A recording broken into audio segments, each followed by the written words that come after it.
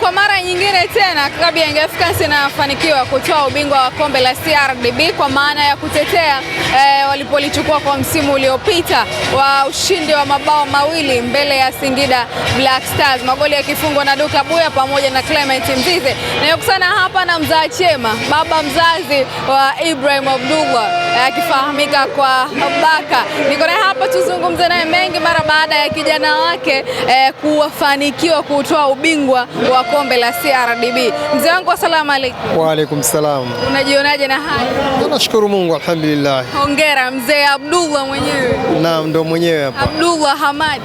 Abdalla Hamadi. Abdalla Hamadi. Hongera sana. Asante sana. Tuambie namna ambavyo umeupokea ubingwa huu wa klabu ya Yanga, lakini kubwa zaidi kijana wako akiwa ndani ya timu hiyo ambao ndio mabingwa kwa mara nyingine. Kwa kweli nimeupokea vizuri kwa sababu tokea Ibra kujiunga na Yanga mpaka leo ni mtu wa kuchukua makombe tu. Kwa hiyo tokea kaingia Yanga mpaka hii leo wao wanabeba makombe tu. Makombe yote wanaocheza ya CRDB na MBC yote wanakuwa wanachukua. Kwa hiyo kwa kweli ni faraja. Na pengine unahusika kwa kiasi gani katika kumpushi kijana wako kufanya vizuri kwenye mechi ambazo anacheza? Kwa sababu nampa hamasa kila leo yani nakuwa nampa motisha ili afanye vizuri kila siku na tunamwombea dua ili aendelee kufanya vizuri. Naam. Pengine kabla ya mchezo ulipata nafasi ya kuzungumza naye? Kwa simu tumeongea naye. Nimeongea naye nikamwambia kazi njema kwa sababu ndo kazi yake. Naam. Na kwa namna ambavyo akiwa anacheza ikitokea anafanya faulo au unafanya hivi, huwa unajisikiaje kama mzazi? Mimi ni mpiganaji naye ni mpiganaji, kwa hivyo mimi naona kawaida tu kwenye mpira. Kwa sababu na mimi nimepitia hiyo shughuli, kwa hiyo naona kawaida tu. Naam. Neno moja la kumwambia kijana wako akiwa amemaliza msimu kuelekea msimu mwingine mpya ambao unatarajiwa kuanzia mwezi wa 8. Aendelee kupambana na ajitunze. Kwa sababu vijana wanakuwa na mambo mengi, lakini yeye namwambia asiwe na mambo mengi. Ukiwa na mambo mengi ndio pale unapotea. Kwa hiyo kila siku mimi nakuwa namwambia bwana, mpira hutaki mambo mengi. Kwa hivyo mambo ya starehe achana nayo.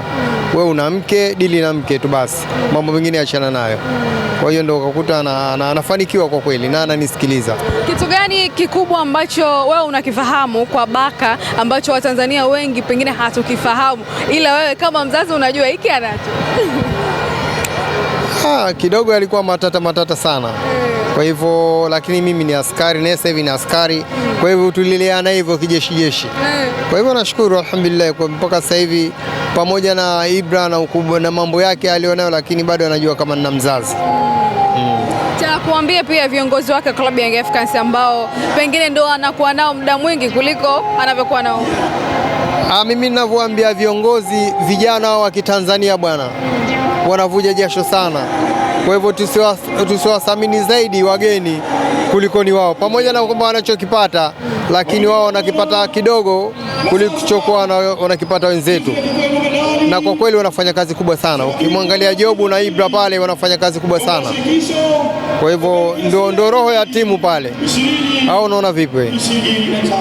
Ile pacha ya Jobu na Ibra inakuvutia sana? Inanivutia sana kwa kweli, ila hata na captain wao ndio mambo tu ya mpira, lakini pia na captain wao mimi namkubali sana tena.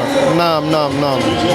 Kama ni kukukosha leo, ni nyota gani ambaye amekukosha zaidi kwenye mchezo huu wa finali? Duka Buya. Duka Buya kapambana sana na anajua kucheza mpira vizuri tu. Naam. Na kwenye yale mabao mawili ambayo tumeyashuhudia, lipi kwako limekuwa super? Kati ya yale mawili la Clement Mzize, la Mzize sana. Pengine unatamani kuona kijana wako akivuka Tanzania kucheza soka, akienda hata kucheza soka la nje ya nchi, soka la polisi? Hizo ni ndoto za kila mtu. Kwa hiyo akipata nafasi, na mimi namwombea Mungu ili afanikiwe kuondoka. Naam. Mimi nikushukuru sana mzee wangu na kila la heri, lakini pia nikuache ukafurahie ubingwa na kijana wangu. Asante sana, shukrani sana. Haya.